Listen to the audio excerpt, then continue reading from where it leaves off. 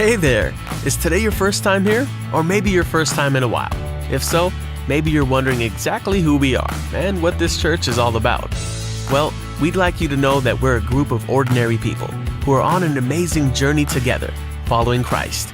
Our guide is the Bible because it's the divinely inspired Word of God, and it will never take us in the wrong direction. Along the way, we hope you'll see that we are welcoming and spiritually passionate, and that getting to know you is a big deal to us. We know that the road is rough sometimes, but we'll work really hard to bring you practical and relevant messages to equip and encourage you through life's ups and downs. We want you to know that we care about this community, and we believe that it's our job to make it a better place. So, no matter who you are or where you've been, we're glad you're here with us today, and we hope that you'll join us on our journey, following Christ and living out His plan for us. So, welcome to church.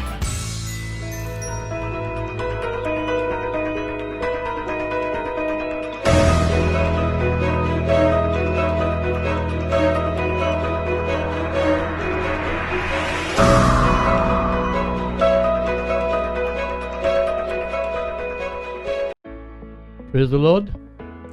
प्रभु का धन्यवाद हो कि उसने एक बार फिर हमें ये मौका दिया कि हम उसकी आराधना के लिए जमा हुए हैं, और ये समय है कि हम आराधना में चलेंगे। और हमारा आराधना दल जबकि आराधना में हमारी अगुवाई करता है, उससे पहले हम प्रार्थना करेंगे कि परमेश्वर का अभिषेक उन पर हो, उस आराधना पर परमेश्वर का अभिषेक हो, ताकि उस आराधना में हम ऐसी स्वतंत्रता पा सकें कि हम अपनी आत्मा में परमेश्वर से मेल कर सकें। आइए हम प्रार्थना करते हैं। पिता परमेश्वर, हम तुझे धन्यवाद देते हैं तेरी अपार करुणा के लिए, तेरे प्रेम, तेरे अनुग्रह, तेरी दया के लिए, तेरी विश्वास योग्यता के लिए धन्यवाद देते हैं पिता परमेश्वर, कि इस महामारी के बीच भी तूने हमें सुरक्षित रखा है कि हम आज एक बार फिर तेरे सम्मुख तेरी आराधना के लिए जमा हो सके, तुझसे अपने दिल की बात कहने और तेरी बात सुनने के लिए हम उपस्थित हुए हैं। हमारी तुझसे विनती है, आराधना दल पर तेरा अभिषेक हो, ताकि जो आराधना इनके द्वारा की जाती है, जिसमें ये हमारी अगुवाई करते हैं, उस पर ऐसा अभिषेक हो कि हम उसके द्वारा स्वतंत्रता पाएं और आत्मा में स्वतंत्र होकर हम तुझसे मेल कर सकें। जो कुछ भी तू हमसे कहना चाहता है, हम अपनी आत्मा में उसे ग्रहण कर सकें। आगे का समय, पूरी सभा का संचालन पवित्र आत्मा हम तेरे हाथों में देते हैं, तेरी अगुवाई तेरे अधिकार में देते हैं। तू हमारी सहायता कर, ताकि हम जो कुछ भी करते हैं वो सब कुछ मिलकर प्रभु यीशु मसीह के नाम को महिमा दे सके। सारा आदर, सारी महिमा पिता, पुत्र और पवित्र आत्मा तुझको देते हुए इस विनती को हम धन्यवाद और विश्वास के साथ यीशु नाम से मांगते हैं, आमीन। आइए अब हम आराधना में चलते हैं और इसके द्वारा हम प्रभु के नाम को ऊंचा उठाएंगे।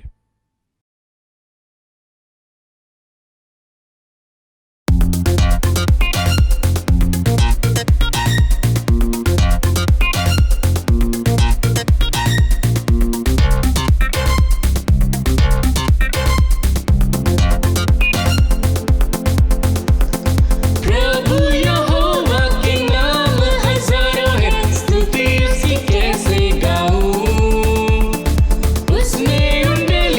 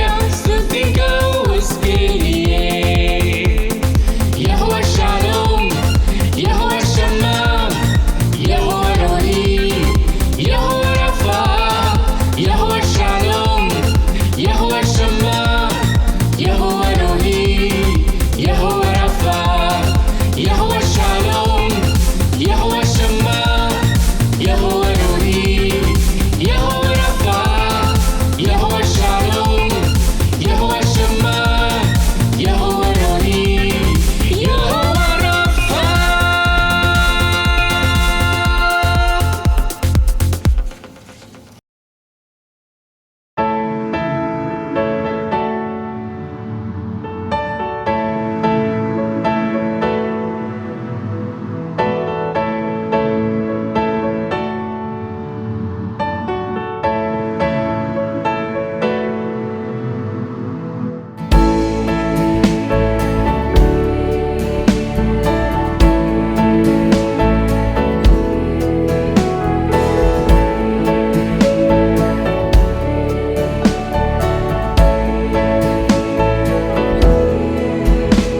गुनाहों से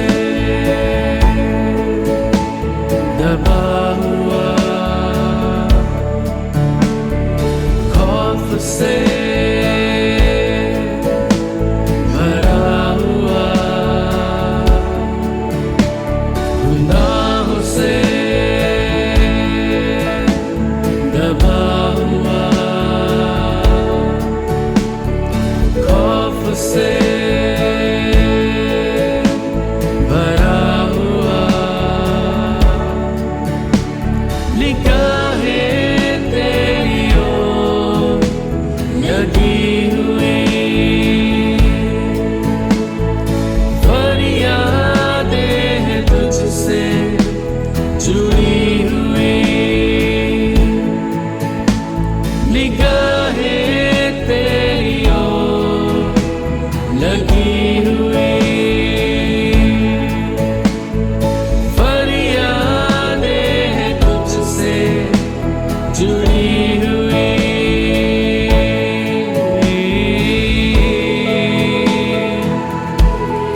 यीशु तुझे छू ले मुझको तो मैं आजाद हो जाऊं, यीशु तुझे छू ले मुझको तो मैं बेखौफ हो जाऊं, यीशु तुझे छू ले मुझको तो मैं आजाद हो जाऊं, यीशु तुझे छू ले मुझको तो मैं बेखौफ हो जाऊं।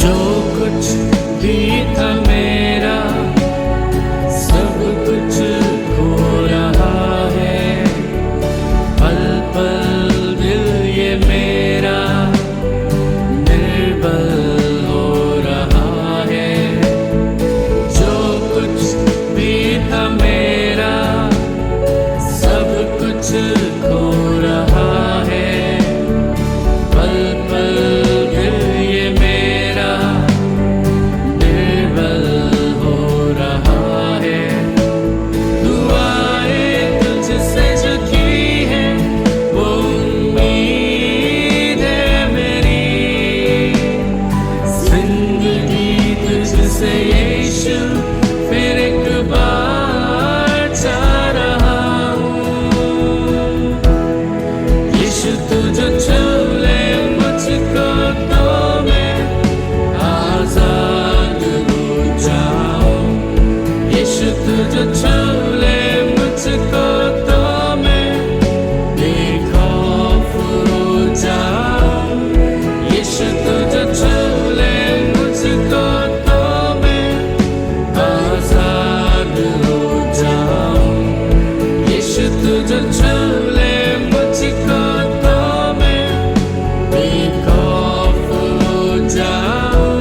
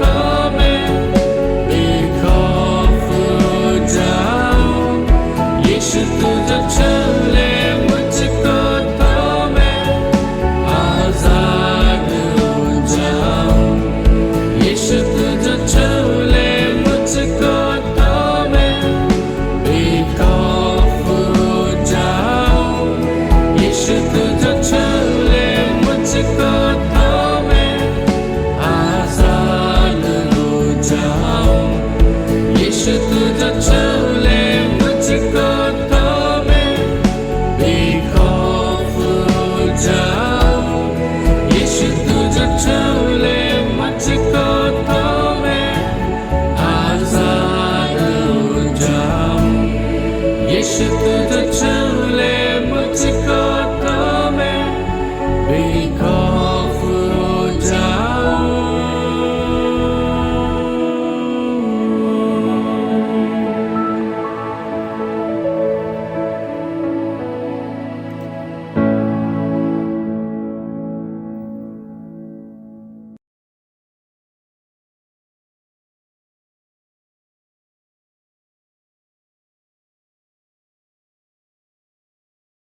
आप सबों को जय मसीह की।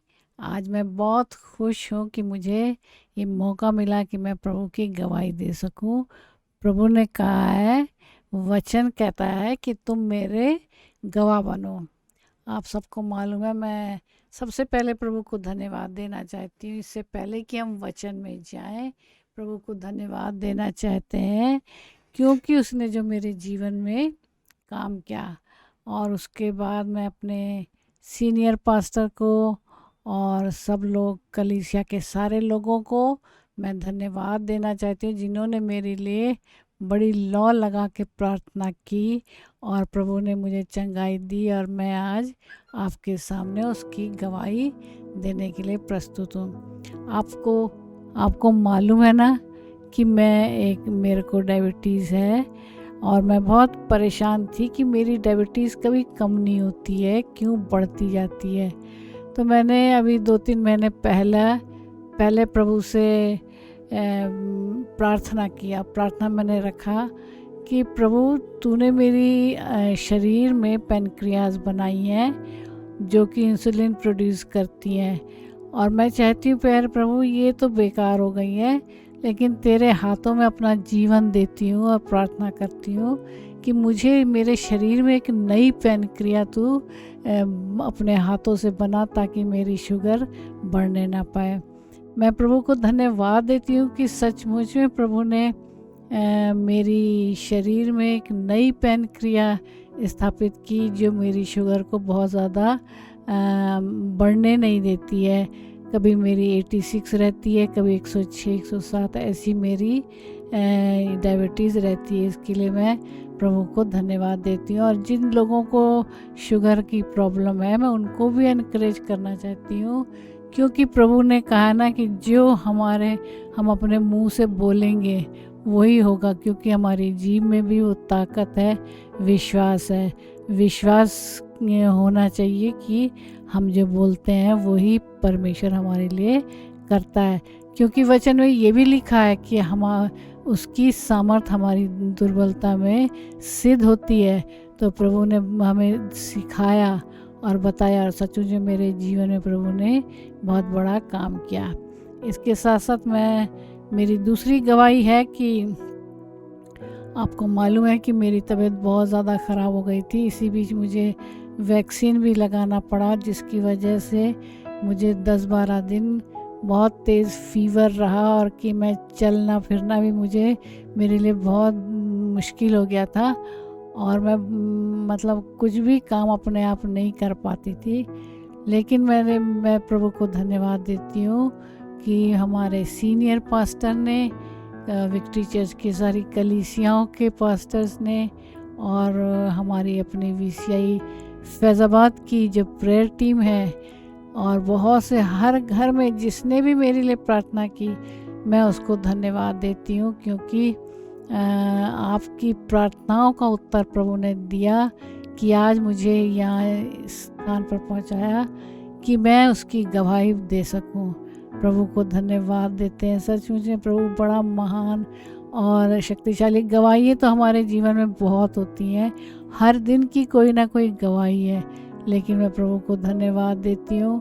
और मैं अपने बच्चों के लिए भी प्रभु को धन्यवाद देती हूँ जो कि कोविड के मरीज़ हो गए थे और उनकी बहुत तबीयत ख़राब थी। मेरा बेटा तो बहुत दहशत में आ गया था लेकिन मैं प्रभु को धन्यवाद देती हूँ। मैंने कहा प्रभु ये बच्चों को हमने बचपन में ही तेरे हाथों में दे दिया था, अब तू इसे संभालेगा, तू उसको जीवन दे, तंदुरुस्ती दे। और मैं प्रभु को धन्यवाद देती हूँ कि प्रभु ने उनको उस बिस्तर पे से उठा के खड़ा किया और उनको, उन दोनों बच्चों को चंगाई दी। इसके लिए मैं प्रभु को धन्यवाद देती हूँ। अब हम अपने इस स्थान पर हैं जहाँ पे हमें परमेश्वर को आराधना स्तुति करनी है। आराधना स्तुति करने के बहुत से तरीके होते हैं। हम गा के करते हैं, वचन से करते हैं, सुसमाचार दे के हम आराधना स्तुति करते हैं। लेकिन ये समय है कि आज जो है ये हफ्ते का पहला दिन है, और पहले दिन में जो कि वचन में लिखा है, पहला कुरिन्थियों 16 उसके 2 में लिखा है कि सप्ताह के पहले दिन तुम में से हर एक अपनी अपनी आमदनी के अनुसार और आमदनी में से कुछ थोड़ा बहुत रख लिया करे कि मेरे आने पर तुम्हें किसी से चंदा ना करना पड़े।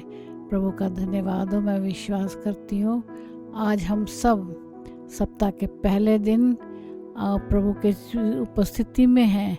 जितने लोग हैं जो तैयारी से आए हैं प्रभु को कुछ देने के लिए, जिन्होंने अपनी आमदनी में से कुछ रखा है, तो वो अपनी उत्तम भेंट प्रभु को चढ़ाएं ताकि प्रभु आशीष दे। क्योंकि ये समय है, पता नहीं ये समय हमें कल मिले ना मिले, लेकिन हम आपसे कहते हैं कि प्रार्थना है हमारी कि इस समय को बहुमूल्य जानना है। कल हमें मौका मिले या ना मिले प्रभु को कुछ देने का, लेकिन आज हमारे सामने मौका है बोने का और काटने का। वचन में ये भी कहा गया है कि प्रभु बोने वाले को बीज देता है और उसके बीज को वो बढ़ाता है। तो आपने जो भी आपने प्रभु के लिए रखा है उसके अपनी आमदनी में से हम चाहते हैं कि आप उसको उत्तम से उत्तम भेंट जो आप देना चाहते हैं वो दीजिए। और इस भेंट को आप अपने चर्च के अकाउंट में, जिसको कि पूरा अकाउंट्स का डिटेल आपके सामने है, आप उसको उसके अनुसार बैंक में आप उसको जमा करिए। प्रभु का धन्यवाद हो कि वो आपको आशीष देगा और आपके बीज को आज ही वो बढ़ाएगा। तेरा धन्यवाद हो प्रभु।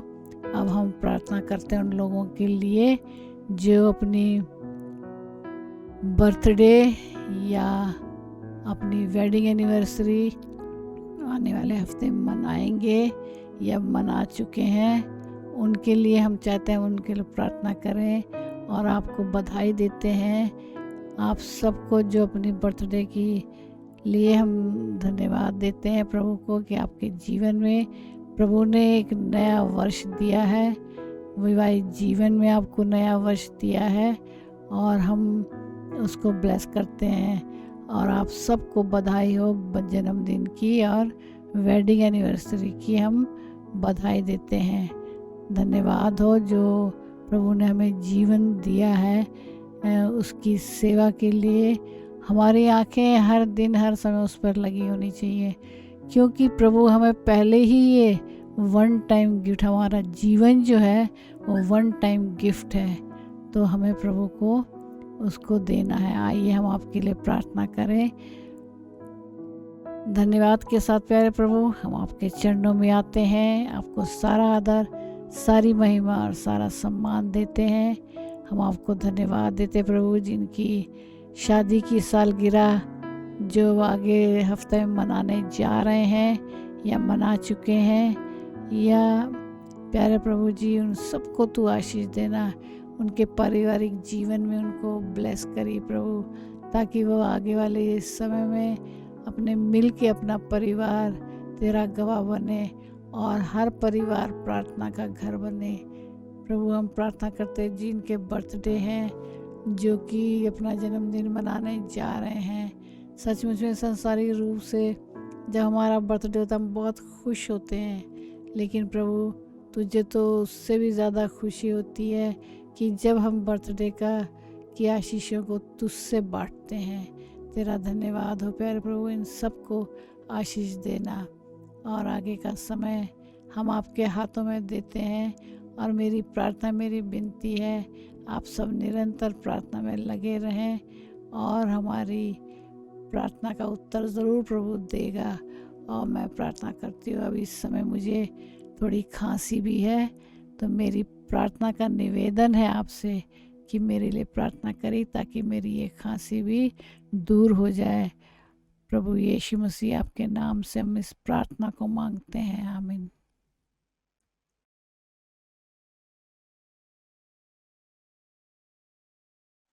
Who is kind to the poor lends to the Lord, and he rewards him for what he has done. Proverbs 19 verse 17. I am the living bread that came down from the heaven. John 6 verse 51. हे मेरे मन यहोवा को धन्य कह, उसकी किसी भी पुकार को मत भूलना। यदि तुम मनुष्य के अपराध क्षमा करोगे तो तुम्हारा स्वर्गीय पिता भी तुम्हें क्षमा करेगा। मत्ती 6:14। I know the Lord is always with me. I will not be shaken, for He is right beside me. Psalm chapter 16 verse 8. The Lord everyone, now the Bible verse. When I am afraid, I trust in you. जय मसीह की। आइए हम सब मिलकर जिन बच्चों ने Bible का पद सुना है उनके लिए प्रार्थना करें। धन्यवाद करते हैं प्रभु सुंदर दिन के लिए। धन्यवाद करते हैं इन बच्चों के लिए जो आपने हमारी कलीसिया में दिए प्रभु जी। हम प्रार्थना करते परमेश्वर हर एक को आपके हाथों में सौंपते, हर एक को सुरक्षित रखिए, हर एक को अपने महिमा के लिए इस्तेमाल कीजिए प्रभु। होने दीजिए इन छोटी उम्र में प्रभु जी आपके वचनों में, आपकी उपस्थिति में आगे बढ़ सके परमेश्वर पिताजी, और लोगों की सहायता कर सके परमेश्वर, ताकि इनके भले कामों के द्वारा लोग आपको जान सके परमेश्वर पिता। हम प्रार्थना करते हैं प्रभु, होने दीजिए परमेश्वर पिता ये अपने माता पिता के प्रति, अपने टीचर्स के प्रति, अपने से बड़ों के प्रति आज्ञाकारी हो सके परमेश्वर पिता।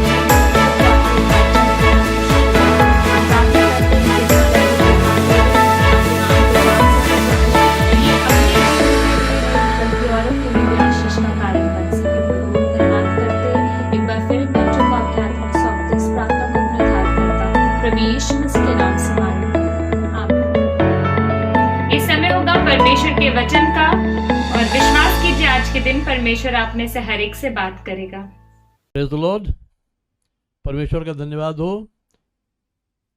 आज आशा करता हूँ कि आराधना में आपने स्वतंत्रता महसूस की है और परमेश्वर की और निकटता में आप आ चुके हैं, और अब समय है कि हम उसके वचन में चलेंगे, और वचन के द्वारा मैं आपसे कुछ बातचीत करना चाहता हूँ।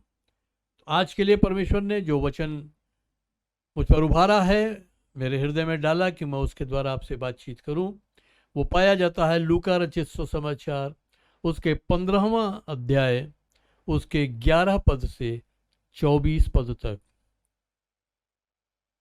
लूका की इंजील उसका 15वां बाब 11 से 24 आयत तक। यहाँ लिखा है, फिर उसने कहा, किसी मनुष्य के 2 पुत्र थे। उनमें से छोटे ने पिता से कहा, हे पिता, संपत्ति में से जो भाग मेरा हो वो मुझे दे दे। उसने उनको संपत्ति बांट दी। और बहुत दिन न बीते थे कि छोटा पुत्र सब कुछ इकट्ठा करके एक दूर देश को चला गया, और वहां उसने कुकर्म में अपनी संपत्ति उड़ा दी। जब वो सब कुछ खर्च कर चुका तो उस देश में बड़ा अकाल पड़ा और वो कंगाल हो गया, और वो उस देश के निवासियों में से एक के वहां जा पड़ा। उसने उसे खेतों में सूअर चराने के लिए भेजा, और वो चाहता था कि उन फलियों में से जिन्हें सूअर खाते थे अपना पेट भरे, और उसे कोई कुछ नहीं देता था। जब वो अपने आपे में आया तब कहने लगा कि मेरे पिता के कितने ही मजदूरों को भोजन से अधिक रोटी मिलती है, और मैं यहाँ भूखा मर रहा हूँ। अब मैं उठकर अपने पिता के पास जाऊँगा और उससे कहूँगा कि पिताजी, मैंने स्वर्ग के विरोध में और तेरी दृष्टि में पाप किया है। अब इस योग्य नहीं रहा कि तेरा पुत्र कहलाऊं। मुझे अपने एक मजदूर की नाई रख ले। तब वो उठकर अपने पिता के पास चला। वो अभी दूर ही था कि उसके पिता ने उसे देखकर तरस खाया और दौड़कर उसे गले लगाया और बहुत चूमा। पुत्र ने उससे कहा, पिताजी, मैंने स्वर्ग के विरोध में और तेरी दृष्टि में पाप किया है और अब इस योग्य नहीं रहा कि तेरा पुत्र कहलाऊं। परंतु पिता ने अपने दासों से कहा, फट अच्छे से अच्छा वस्त्र निकालकर उसे पहनाओ और उसके हाथ में अंगूठी और उसके पाँव में जूतियां पहनाओ और पला हुआ बछड़ा लाकर मारो ताकि हम खाएं और आनंद मनाएं।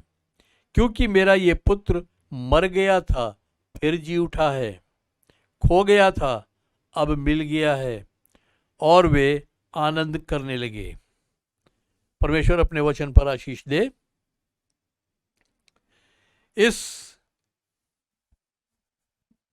विषय पर हम बहुत बार बातचीत कर चुके हैं और शायद ही कोई प्रचारक ऐसा होगा जिसने इस विषय में कभी कोई प्रचार न किया हो, बातचीत न की हो। लेकिन आज फिर प्रभु ने मुझे उभारा कि मैं इसके द्वारा आपके सम्मुख कुछ विशेष बातें रखूं। मैं, जैसा कि अधिकतर लोग जब इस घटना पर बातचीत करते हैं तो वो उस पुत्र के ऊपर बात करते हैं कि वो पश्चाताप करे, लोगों को प्रेरित करते हैं कि लोग परमेश्वर के पास आए, अपने गुनाहों से छुटकारा पाएं। लेकिन आज मैं उस पिता पर बात करना चाहता हूं और परमेश्वर का जो चरित्र है, परमेश्वर का जो कैरेक्टर है, परमेश्वर के जो विशेषता है, जो उसके गुण हैं, उनकी एक तस्वीर आपके ऊपर मैं बिल्कुल स्पष्ट करना चाहता हूं ताकि आप परमेश्वर के उस चरित्र को भली प्रकार से समझ सकें। यहाँ एक पिता का वर्णन है और ये जाहिर है कि यह पिता परमेश्वर पिता से कम है, क्योंकि ये एक सांसारिक पिता है। लेकिन फिर भी जो कैरेक्टर एक पिता का दिखाया गया है, उस कैरेक्टर से हम बहुत कुछ उस स्वर्गीय पिता के विषय में समझ सकते हैं। तो मैं यहां पर उस पिता के 10 कामों के बारे में बताना चाहता हूं आपको कि 10 काम उसने किए। पर उस विस्तार में जाने से पहले मैं थोड़ा सा उस घटना पर भी बात करना चाहता हूं। ये व्यक्ति जो है, ये जब परदेश में पड़ा हुआ है, कंगाली की अवस्था में पड़ा हुआ है और ये परेशान है, भुखमरी में है, इसको कोई कुछ देता नहीं खाने के लिए, और ये अपने हृदय में यही चाहता है कि जो सूअर जो फलियां खा रहे हैं वही मैं भी खा लूं। और उस समय जो दास की प्रथा थी उसमें यह था कि अगर पशु के चारे में से भी कुछ चुराया तो उस पर बहुत बुरा दंड मिलता था, बहुत बुरी मार पड़ती थी।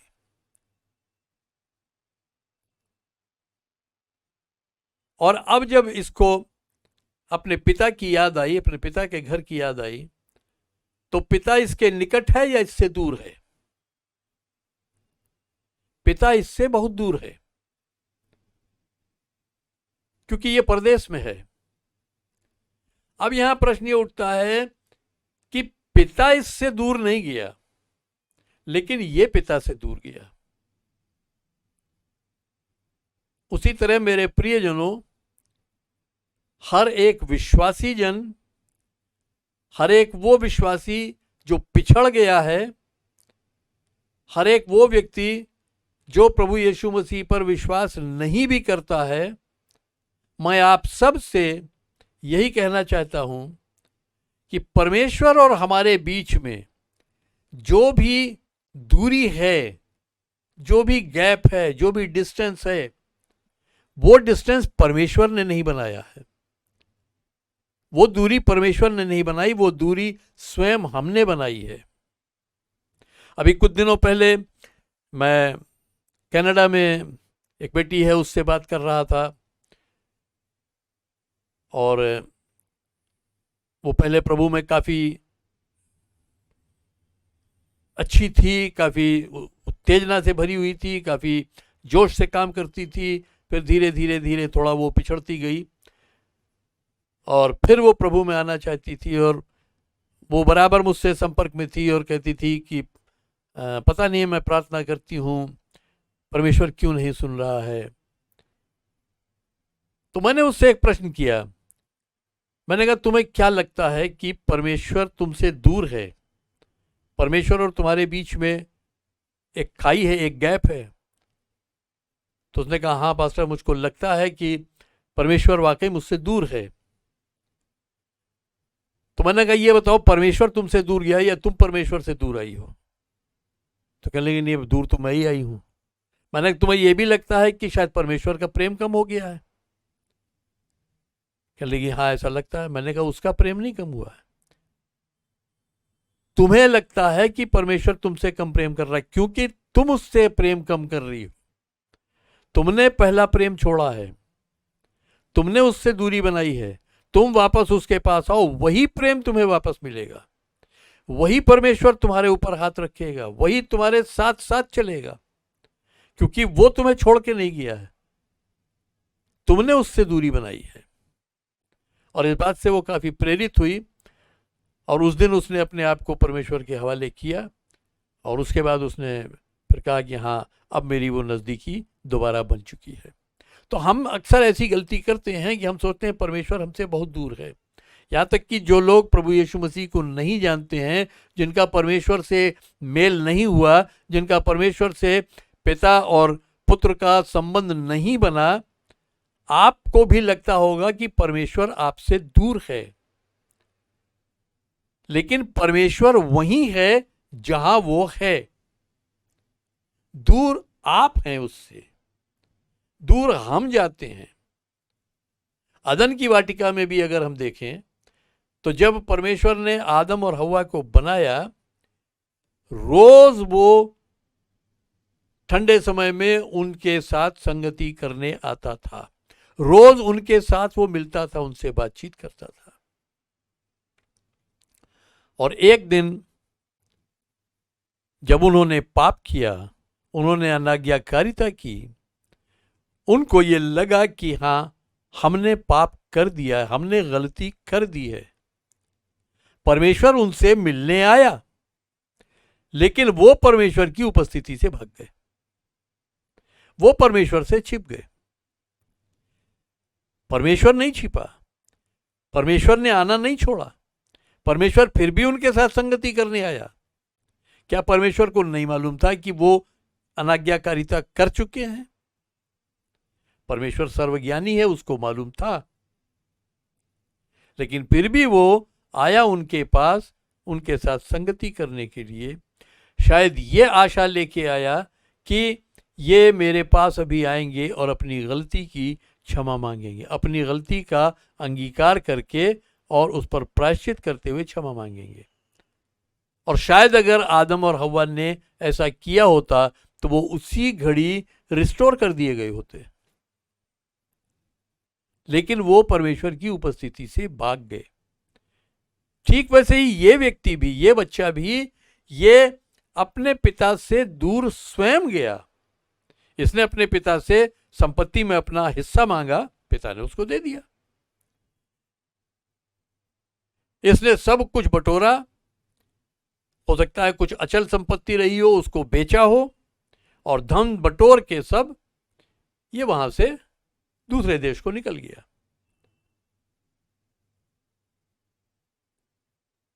हो सकता है कह के निकला हो सकता है बिना बताए निकला हो, पर जिस सरलता से उसके बाप ने उसको उसका हिस्सा दे दिया, मेरा अपना अनुमान यह है कि वो पिता से कह के ही निकला कि मैं दूसरे देश को जा रहा हूं, वहां मैं व्यापार करूंगा, कुछ भी करूंगा, जो भी कह के गया हो। तो वो स्वयं पिता से दूर गया। अब आज यहां पर वो पछताता है कि मैं परदेश में पड़ा हूं, कंगाल अवस्था में हूं, और तब वो निर्णय लेता है कि अब मैं उठकर अपने पिता के पास जाऊंगा। पिता वही है जहां था, पिता की स्थिति वही है जैसी थी, पिता ने अपनी स्थिति नहीं बदली, अपना स्थान नहीं बदला, वैसे ही परमेश्वर भी अपना स्थान नहीं बदलता है। और जब ये पुत्र एक निर्णय लेकर चलता है तो उसके पिता की दृष्टि जब उस पर पड़ती, जब वो घर के नजदीक पहुंचने को होता है और अभी दूर ही था, उसके पिता की दृष्टि उस पर पड़ती है। और यहां देखिए उसका पिता क्या करता है, वो 10 बातें मैं यहां आपके सामने रखना चाहता हूं। पहली बात, उसके पिता ने उसे दूर ही से देखा। दूर ही से देखने का क्या मतलब है? इसका मतलब यह है कि वो पिता अपने पुत्र के वापस आने की बाट जोह रहा था।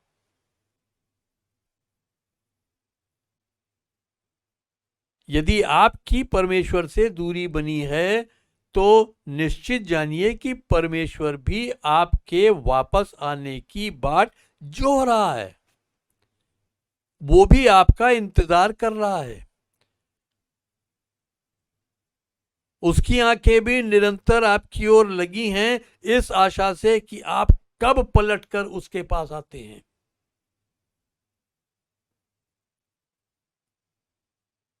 ये पिता का प्रेम है।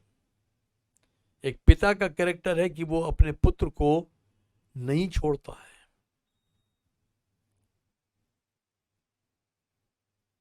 आज के संसार में जब लोगों का प्रेम मर गया है तो ऐसा होता है कि पिता पुत्र की हत्या भी कर देता है, पुत्र पिता की हत्या कर देता है, पिता पुत्र को घर से निकाल देता है, पुत्र पिता को घर से निकाल देता है।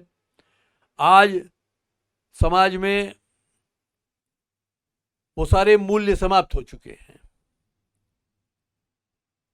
लेकिन उस पिता का जो प्रेम है, उस पिता का जो चरित्र है, वो आज भी वही है जो आदि में था और सदा सर्वदा वही रहेगा, क्योंकि वो स्वयं कहता है कि मैं यहोवा परमेश्वर बदलता नहीं। और उसने जो इस पृथ्वी पर अवतार लिया मनुष्य के रूप में, जो यीशु के नाम से हमारे बीच में रहा, उसके विषय भी लिखा है कि यीशु मसीह कल, आज और युगान युग एक सा है, वो बदलता नहीं।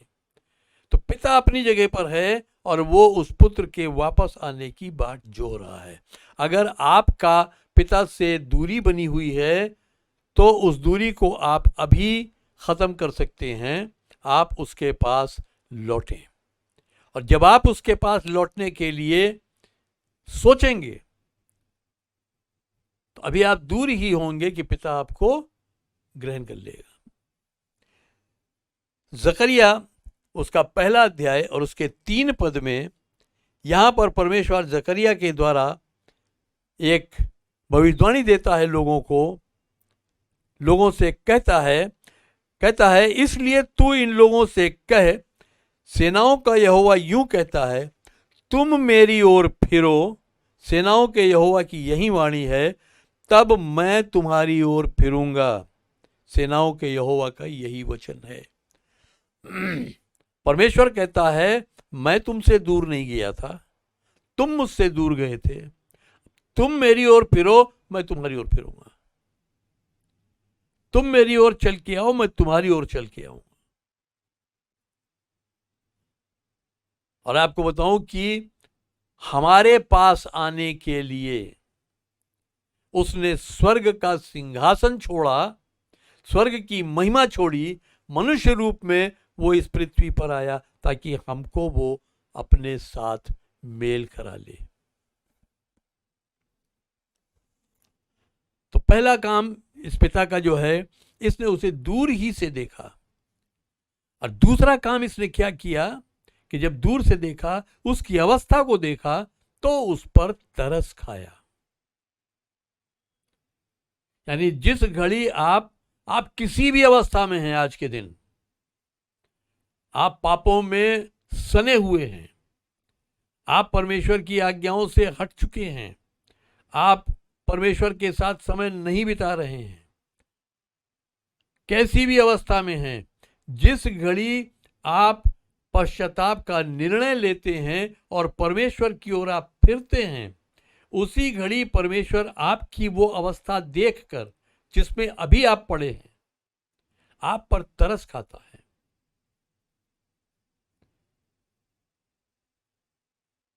वो कहता है कि तुम्हारे पाप चाहे जैसे हों, जिस भी रंग के हों, लाल हों, अर्गवानी रंग के हों, जैसे भी हों, वो सब सफेद कर दिए जाएंगे, वो सब श्वेत और उज्जवल कर दिए जाएंगे।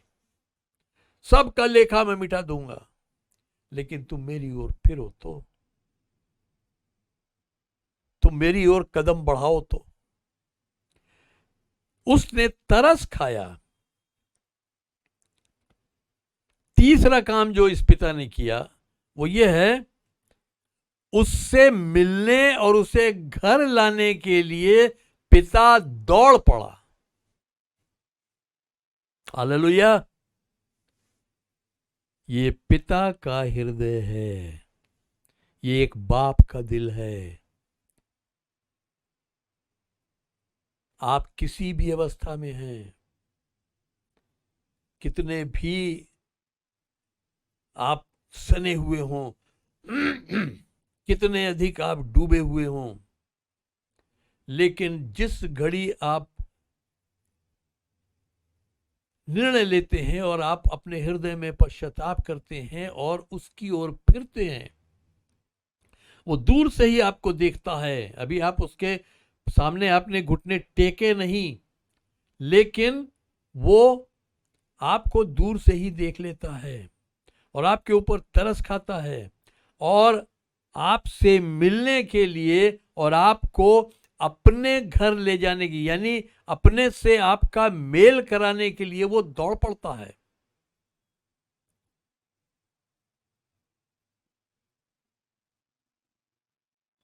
आपको लग रहा होगा परमेश्वर कहां दौड़ के आता है? जी, आता है। परमेश्वर का पवित्र आत्मा वो हमारे पास आता है। मैं इस बात का गवाह हूं, जिस घड़ी मैंने निर्णय लिया और मैंने पश्चाताप के साथ परमेश्वर को पुकारा, उसके निकट आया, उसी घड़ी परमेश्वर मेरे निकट आया। उस पवित्र आत्मा ने मेरे हृदय को इस रीति से मथ दिया कि मैंने रो रो के परमेश्वर के सामने अपने सारे पापों की क्षमा मांग ली।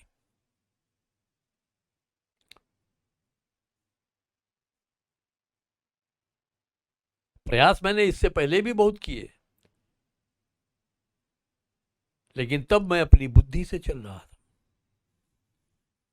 और उस समय हो सकता है कि मेरे जीवन में कोई पाप ऐसा रहा हो जो मैं उसके सामने मानने से हिचकिचा रहा हूं। लेकिन जिस दिन मैंने सब कुछ उसके सामने रख दिया, मैंने कहा प्रभु ये रहा मैं, जैसा हूं, मैला कुचैला गिरा पड़ा जैसा भी हूं, मैं तेरे सम्मुख आया हूं, मुझको क्षमा कर दे। और उसने क्षमा कर दिया। तो वो चाहता है कि आप उसके घर में वापस आए, वो दोबारा आपको अपने घर में स्थापित करना चाहता है। आप जब उसके पास आएंगे तो वो दौड़कर आपके पास आएगा। और उसके बाद उसने क्या किया? चौथा काम ये किया, उसे गले लगा लिया और उसको बहुत छुआ।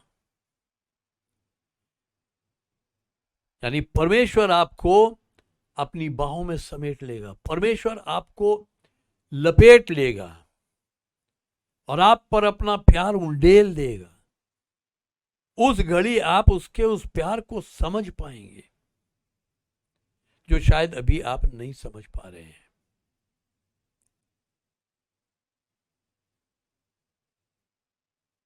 जैसा पहला यूहन्ना 4:8 में लिखा है, परमेश्वर प्रेम है। वो सरासर प्रेम है। जब वो आपको लपेट लेगा तो आप प्रेम से लिपट गए हो। प्रेम ने आपको चारों तरफ से घेर लिया है, प्रेम ने आपको गले लगा लिया है। तो वो उसने अपने उस पुत्र को जो गंदगी में सना हुआ था उसको गले लगा लिया और बहुत चूमा।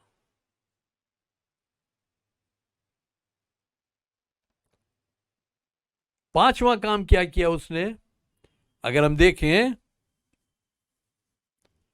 21वें पद में, पुत्र ने उससे कहा, पिताजी मैंने स्वर्ग के विरोध में और तेरी दृष्टि में पाप किया है और अब इस योग्य नहीं रहा कि तेरा पुत्र कहलाऊं। तो पांचवा काम उस पिता ने क्या किया, उसके उस अंगीकार को सुना। उस अंगीकार को सुना,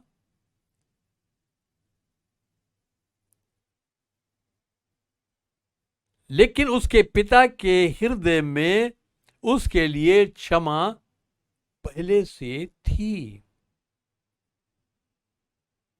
क्योंकि वो जान चुका था कि ये पश्चाताप के साथ आ रहा है।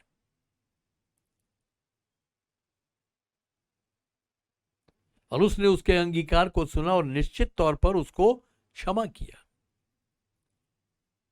अभी बीते दिनों में मेरा छोटा बेटा और बहू ये दोनों कोरोना की चपेट में आए,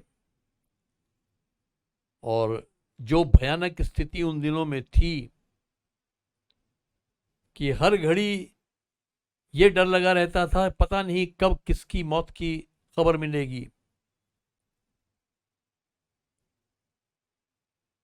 और लोग बड़े भयभीत थे, बड़े निराश थे।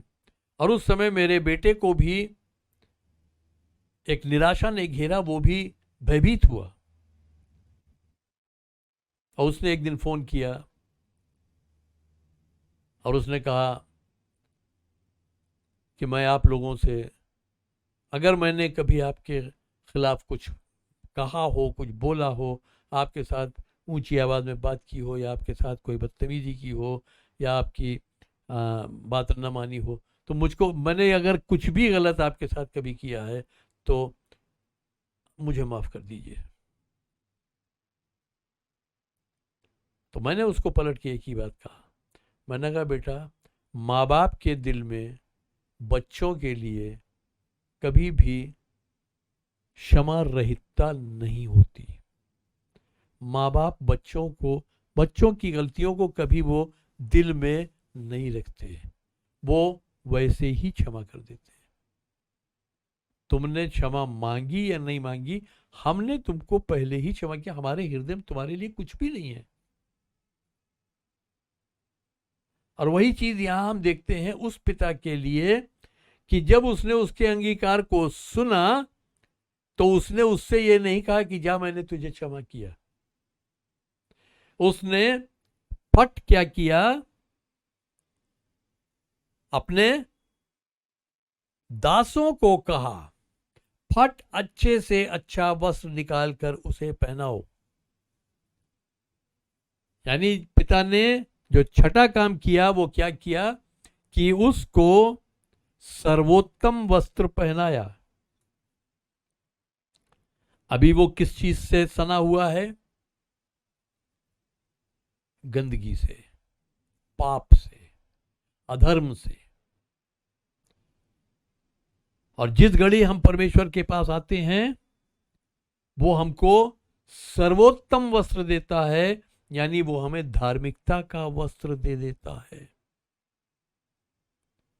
वो हमारे अधर्म की चादर हम पर से हटा के हमें धार्मिकता का लबादा पहना देता है, धार्मिकता का वस्त्र पहना देता है। द रोब ऑफ राइचियसनेस वो देता है, जो सर्वोत्तम वस्त्र है। उससे उत्तम वस्त्र नहीं हो सकता। उसने उसे सर्वोत्तम वस्त्र पहनाया और सातवां काम किया उसके हाथ में अंगूठी पहनाई। अपने दासों से कहा कि उसके हाथ में अंगूठी और उसके पांव में जूतियां पहनाओ।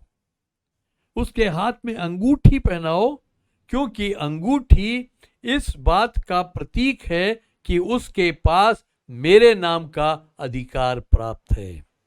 अंगूठी अधिकार का प्रतीक होती थी। अगर आपको याद हो जब यूसुफ को मिस्र का प्रधानमंत्री बनाया गया, गवर्नर बनाया गया, तो उस समय राजा ने अपनी अंगूठी उसके हाथ में पहनाई, उसको दी कि ये अंगूठी तेरे पास रहेगी, यानी ये अधिकार अब तेरे पास है कि मेरा घर छोड़ के बाकी सब पर तेरा नियंत्रण है, जैसा जैसा तू कहेगा वैसा वैसा होगा। और पूरे देश के लोगों से, दरबार के लोगों से सबसे कहा कि जैसा यूसुफ कहता है वैसा ही किया जाए, उसको वो अधिकार दिया। तो इस पिता ने भी उसको सर्वोत्तम वस्त्र पहनाया और अधिकार की अंगूठी दी। कल्पना करिए कि ये व्यक्ति अपने पिता से बगावत तो नहीं की, लेकिन हाँ ये कि अपने पिता से ये अलग हो गया, क्योंकि इसके अंदर सांसारिक अभिलाषाएं इतनी ज्यादा हो गईं, ये सांसारिक लालसाओं में इतना अधिक लिप्त हो गया कि इसे अपने पिता के घर में रहकर वो स्वतंत्रता नहीं महसूस हो रही थी। इसलिए इसने अपने पिता का घर छोड़ा और एक स्वतंत्र जीवन जीने के लिए, जहां इसको कोई रोकने टोकने वाला न हो, जहां इसकी किसी भी गलती पर कोई इसको कुछ कहने वाला न हो, ये वहां चला गया। हम अपने बच्चों को कभी वो गलती करते हैं तो हम उनको समझाते हैं, उन्हें टोकते हैं, मौके पर हम उन्हें डांटते भी हैं। और जब बच्चे छोटे होते हैं तो उस समय हम उन पर संटी भी उठाते हैं। और बाइबल साफ कहती है कि जो बाप अपने बेटे पर संटी नहीं उठाता वो उसकी जान का दुश्मन है, वो उसके साथ दुश्मनी करता है। क्योंकि जो बाप अपने जिस बेटे से प्रेम रखता है उसकी वो ताड़ना भी करता है। हो सकता है इसकी किसी गलती पर कभी इसके पिता ने इसको समझाया भी होगा, टोका भी होगा।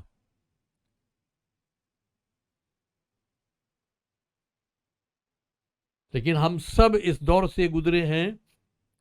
हमारे माँ बाप ने हमको कभी टोका, कभी तो हमने समझ लिया उस बात को, कभी हमें बुरा लग गया उस बात का, कभी हमने उस पर प्रतिक्रिया जता दी, कभी हमने उसका विरोध कर दिया, कभी हमने उन्हें चुप करा दिया, कभी हमने उनसे ऊंची आवाज में बात करके उनकी बात को काट दिया,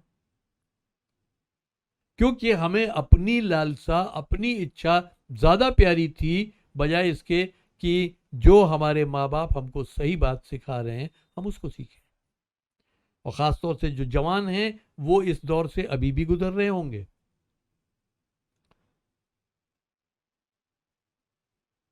और जो उम्र में परिपक्व हो चुके हैं, अधेड़ अवस्था में या वृद्धावस्था में हैं, आप भी उस दौर से होकर गुजरे हैं, तो आपको मालूम है कि एक आयु वो होती है, एक समय वो होता है कि जब हम किसी से भी करेक्शन नहीं रिसीव करते हैं, यानी हमें ये अच्छा नहीं लगता कि कोई हमें किसी बात के लिए टोके और सुधारने का प्रयास करे।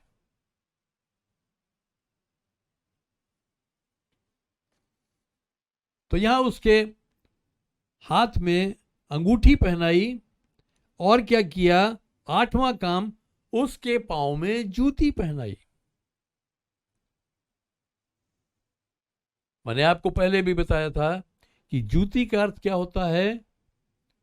दास, जब कोई दास्ता में आता था तो उसके जूते उतरवा दिए जाते थे, वो जूता नहीं पहन सकता था। और जब वो दासत्व से छोड़ा जाता था तब उसके जूते उसको दिए जाते थे। यानी दास को जूते पहनने की अनुमति नहीं थी। और ये बेटा अपने बाप से कहता है कि मुझे अपने क्या कर, अपने दास की नाई रख ले। और पिता ने उसको जूतियां पहनवाई, ये दिखाने के लिए कि तू दास नहीं है, तू मेरा पुत्र है।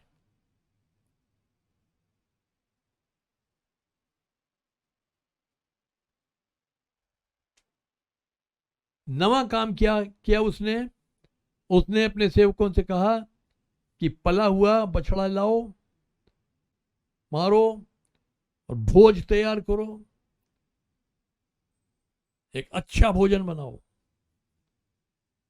यानी अपने उस बेटे को उसने एक अच्छा भोजन खिलाया। आपका वो पिता भी आपको अपने वचन से तृप्त करता है, वो सबसे उत्तम भोजन है। लिखा है मनुष्य केवल रोटी ही से जीवित नहीं रहेगा, किंतु हर एक परमेश्वर के हर एक उस वचन से जो उसके मुख से निकलता है। तो ये परमेश्वर का वचन हमारे लिए एक भोजन है। तो उसने एक अच्छा भोजन बनवाया और 10वां काम किया कि आनंद मनाया।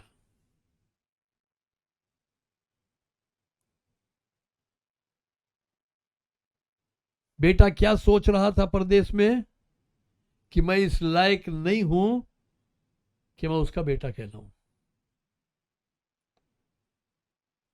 मैं उससे गिड़गिड़ा के यही मिन्नत करूंगा कि मुझे अपने दास की नाई रख ले।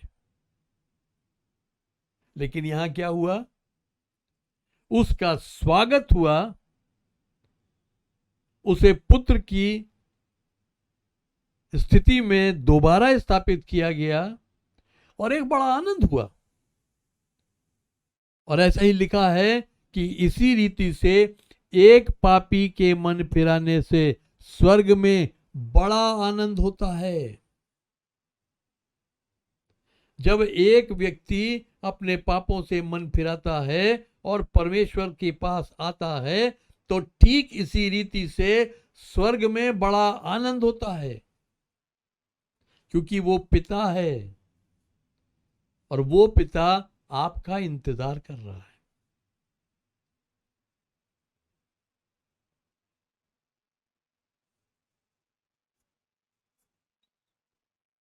तो वो चाहता है कि आप उससे मेल करें, आप उसके पास आए।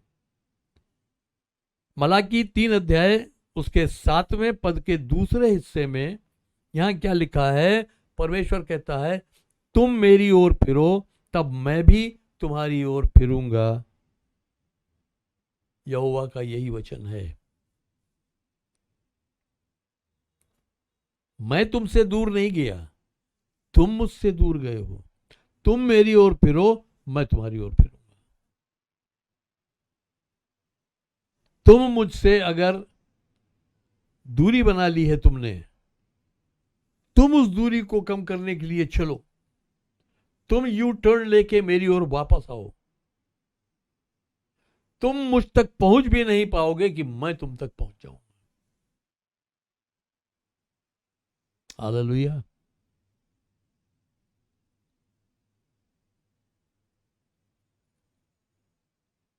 मैं स्वर्ग नहीं जा पाया था कि मैं परमेश्वर के पांव में गिर के और तब उससे क्षमा प्राप्त करता, लेकिन मैंने जब पुकारा वो उतर आया और उसने मेरे हृदय को शांत किया, मेरे हृदय को अपने आनंद से भरा।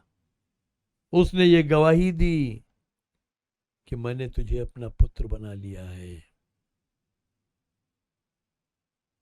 हालेलुया। मेरे भाइयों, जैसा मैंने कहा कि परमेश्वर हमसे दूर नहीं जाता, हम उससे दूर हो जाते हैं। परमेश्वर का प्रेम कम नहीं होता, हमारा प्रेम कम होता है। परमेश्वर हमें नहीं छोड़ता, हम परमेश्वर को छोड़ते हैं। लौट आइए। आप किसी भी अवस्था में हैं, आप विश्वास में चल रहे हैं लेकिन पहला सा प्रेम नहीं है, कोई बात नहीं, लौट आइए। आप बहुत पीछे चले गए हैं, कोई बात नहीं, लौट आइए। आप पापों में गिर गए हैं, कोई बात नहीं, लौट आइए। आपने अभी तक प्रभु यीशु मसीह को ग्रहण नहीं किया, लिहाजा परमेश्वर से आपका पिता पुत्र का संबंध नहीं बना, कोई बात नहीं, लौट आइए। परमेश्वर आपका भी इंतजार कर रहा है। परमेश्वर इस पूरे संसार के हर एक मनुष्य का इंतजार कर रहा है कि वो कब उसकी ओर फिरे और वो उसको उठाकर गले लगा ले। आप उसकी ओर फिरो, वो दौड़कर आपको गले लगा लेगा। क्योंकि वचन साफ कहता है तीमुथियुस की पत्री में, परमेश्वर चाहता है कि सब मनुष्यों का उद्धार हो, और इसीलिए उसने अपने लोगों को ये आज्ञा दी है कि सुसमाचार का प्रचार करो। उद्धार का जो मार्ग मैंने अपने पुत्र में होकर तुम्हारे लिए खोला है, उसका प्रचार करो, ताकि जो अनजान हैं, जिन्हें उद्धार के उस मार्ग के बारे में नहीं मालूम है, जो आज भी अपने कर्मों से उद्धार पाने की कोशिश कर रहे हैं, जो आज भी अपने धन से उद्धार खरीदने की कोशिश कर रहे हैं, वो सत्य को जाने, वो जाने कि उनके लिए एक मार्ग तैयार किया जा चुका है कि वे उद्धार पा सकते हैं।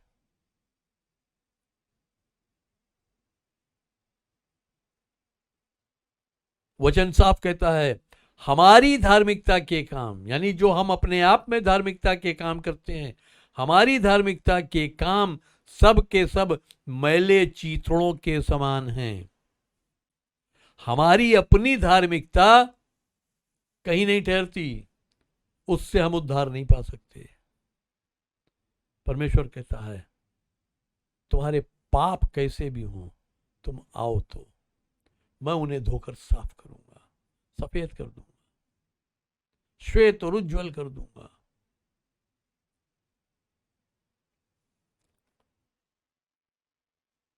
अंत में एक बाइबल से हिस्सा और आपके सामने रखना चाहूंगा, रोमियो की पत्री, उसका 10वां अध्याय 8 से 11 पद और उसके बाद 17वां पद। यहां क्या लिखा है व्यवस्था के विषय में, कि वो क्या कहती है, ये कि वचन तेरे निकट है, तेरे मुंह में है और तेरे हृदय में है। यही विश्वास का वचन है जो हम प्रचार करते हैं, कि यदि तू मुंह से यीशु को प्रभु जानकर अंगीकार करे और अपने हृदय में विश्वास करे कि परमेश्वर ने उसे मरे हुओं में से जिलाया, तो तू निश्चय उद्धार पाएगा। अपने मुंह से यीशु को प्रभु अंगीकार करे और अपने हृदय से ये विश्वास करे कि यीशु को परमेश्वर ने मरे हुओं में से जिलाया, तो तू निश्चय उद्धार पाएगा। क्योंकि धार्मिकता के लिए हृदय से विश्वास किया जाता है और उद्धार के लिए मुंह से अंगीकार। उद्धार के लिए मुंह से अंगीकार किया जाता है। चाहे जैसे भी आपके पाप हैं, जितने भी भयानक हैं, जितने भी गंदे हैं, जितने भी जिस भी रंग के हैं, हो सकता है मेरे अजीजों आप में से कोई ऐसी अवस्था में है कि आपको ऐसा लगता है कि आपके पाप इतने गंभीर हैं, इतने भारी हैं, इतने घिनौने हैं, इतने संगीन हैं कि वो लेकर आप परमेश्वर के सामने नहीं जा सकते। तो मैं आपको बताना चाहता हूं, कैसा भी पाप आपने किया है, परमेश्वर आज अभी उसको धो देगा। वो चाहता है कि आप अपने उस पाप का अंगीकार उसके सामने कर लें। यीशु मसीह को आप अपना प्रभु और उद्धारकर्ता अंगीकार कर लें और अपने पापों के लिए क्षमा मांग लें, और प्रभु आपको क्षमा कर देगा। और ये विश्वास करें कि परमेश्वर ने यीशु मसीह को मरे हुओं में से जिलाया, तो उसकी धार्मिकता आपको मिल जाएगी। यानी जो धार्मिकता के वस्त्र जिनका मैं जिक्र कर रहा था, वो आपको दे दिए जाएंगे। यीशु मसीह के नाम का अधिकार आपको मिल जाएगा, जिस अंगूठी की मैं बात कर रहा था। यीशु मसीह ने कहा कि स्वर्ग और पृथ्वी का सारा अधिकार मुझे दिया गया है, इसलिए अब तुम जाओ और लोगों को सुसमाचार का प्रचार करो। जो विश्वास कर लेगा और बपतिस्मा ले लेगा, उसी का उद्धार हो जाएगा। और ये भी कहा, विश्वास करने वालों में ये चिन्ह होंगे कि वो मेरे नाम से, यीशु नाम से, पहला चिन्ह वो दुष्ट आत्माओं को निकालेंगे। दूसरा चिन्ह वो नई नई भाषाएं बोलेंगे। तीसरा चिन्ह वो सांपों को उठा लेंगे। चौथा चिन्ह कि वो नाशक वस्तुएं भी पी जाएंगे तो उन्हें हानि नहीं होगी। और पांचवा चिन्ह, वो बीमारों पर हाथ रखेंगे और बीमार चंगे होंगे। ये अधिकार उसने दिया है। कोई यदि दुष्टात्मा से ग्रसित है और वो हमारे सामने आता है, हम उस दुष्टात्मा को प्रभु यीशु मसीह के नाम से आज्ञा देते हैं कि उसको छोड़कर निकल जाए, और वो निकल जाता है। वो अधिकार हमको दिया गया है, वो अंगूठी हमारे पास है। तो यहां क्या कहता है कि धार्मिकता के लिए हृदय से विश्वास किया जाता है और उद्धार के लिए मुंह से अंगीकार किया जाता है। क्योंकि पवित्र शास्त्र ये कहता है कि जो कोई उस पर विश्वास करेगा वो लज्जित नहीं होगा। जो कोई उस पर विश्वास करेगा वो लज्जित नहीं होगा। आप किसी भी अवस्था में क्यों ना हो, आप लज्जित नहीं होंगे। मैंने जब तक प्रभु यीशु मसीह को अपने जीवन में ग्रहण नहीं किया था, तब तक मैं भी ये सोचता था कि मेरी बहुत सी बातें ऐसी हैं जो मुझे एक दिन लज्जा दिलाएंगी, जिनके कारण मुझको लज्जा उठानी पड़ सकती है। लेकिन प्रभु का धन्यवाद हो, उसने मुझे कभी लज्जित नहीं होने दिया, कभी भी लज्जित नहीं होने दिया। फिर 17वें पद में क्या कहता है, यहां लिखा है, सो विश्वास सुनने से आता है और सुनना परमेश्वर के या मसीह के वचन से होता है। विश्वास आता है, कैसे आता है? सुनने से आता है। विश्वास सुनने से आता है और सुनना परमेश्वर के वचन से होता है। आज जब आप सुन रहे हैं तो इस सुनने के द्वारा मेरा विश्वास आप तक जा रहा है, आपके पास विश्वास आ रहा है। क्योंकि परमेश्वर के वचन से सुन रहे हैं, इसलिए परमेश्वर का विश्वास आपके पास आ रहा है। आप उसको ग्रहण कर लें, आप उसको ग्रहण कर लेंगे, आप छुटकारा पाएंगे। मैं विशेषकर उन लोगों से इस समय संबोधित होना चाहता हूं जो एक मसीही या विश्वासी पति पत्नी से उत्पन्न हुए हैं। यानी मोटे तौर पर आप एक मसीही परिवार में आपने जन्म लिया है। ये समाज आपको ईसाई या क्रिश्चियन या मसीही नाम से पुकारता है। कोई हिंदू परिवार में पैदा हुआ तो वो हिंदू है, कोई मुस्लिम परिवार में पैदा हुआ तो वो मुस्लिम है, कोई सिख परिवार में पैदा हुआ वो सिख है, कोई ईसाई परिवार में पैदा हुआ वो ईसाई है। ऐसा नहीं है।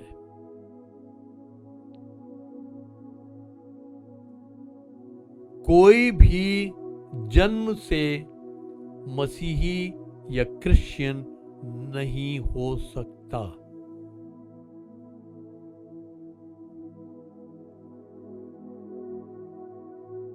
मसीही वो है, क्रिश्चियन वो है जो प्रभु यीशु मसीह पर विश्वास करता है और उसकी आज्ञाओं का पालन करता है।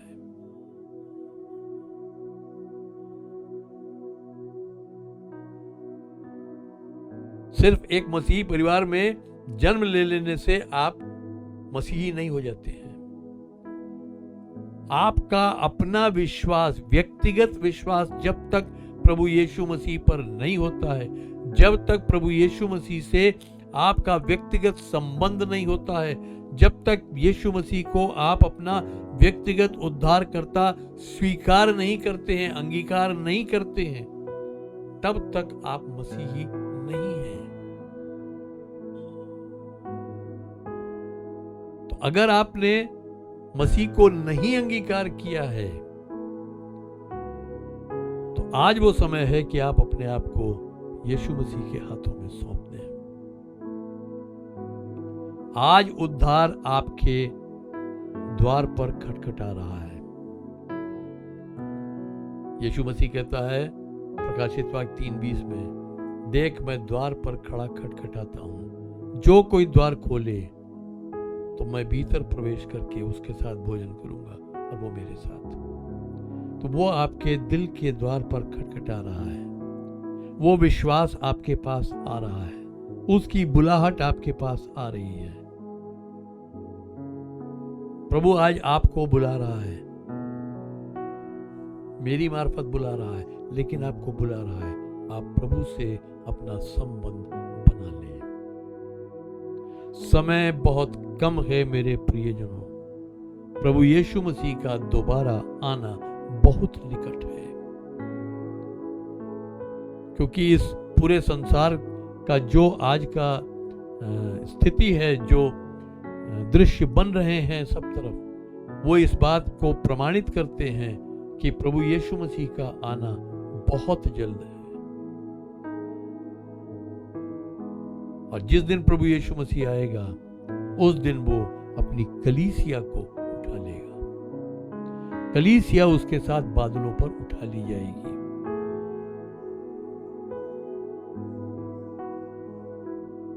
कलीसिया यानी उसके जो चुने हुए लोग हैं, जो उसके साथ चलते हैं, जो उसके साथ संबंध रखते हैं, जो उसकी आज्ञाओं को मानते हैं, जो उससे प्रेम रखते हैं, वो उठा लिए जाएंगे। और उसके बाद बहुत भयानक समय आएगा। ये अंत नहीं होगा, अंत उसके बाद होगा, लेकिन उसके बाद बहुत भयानक समय आएगा। तो अजीज भाइयों बहनों, समय को गनीमत जाने और आज अपने आप को प्रभु यीशु मसीह के हाथों में सौंप दें, ताकि जिस दिन वो आता है आप उसके साथ बादलों पर उठा लिए जाएं और सदा सर्वदा उसके घर में वास करें।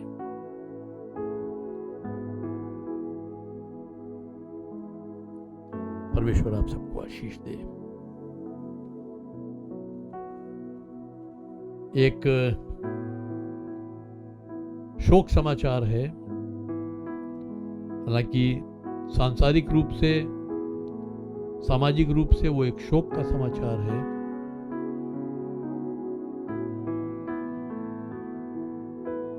कि आगरा में हमारे एक पास्टर नथानियल, जो कोरोना से पीड़ित हुए, अस्पताल में भर्ती हुए, उन्होंने एक बहुत लंबी लड़ाई लड़ी, लेकिन प्रभु को शायद ये अच्छा लगा कि उन्हें उनके कष्टों से वो छुड़ाकर अपने पास बुला ले। और वो परसों रात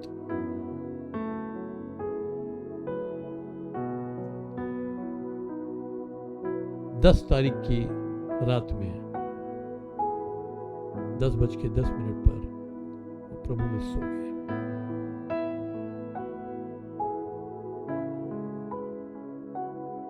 मेरी अपनी समझ कहती है कि उनके लिए ये दुख का समाचार नहीं है, उनके लिए ये आनंद की बात है कि वो अपने सृष्टिकर्ता के पास पहुंच गए, वो अपने उद्धारकर्ता के पास पहुंच गए, वो अपने उस स्वर्गीय पिता के पास पहुंच गए।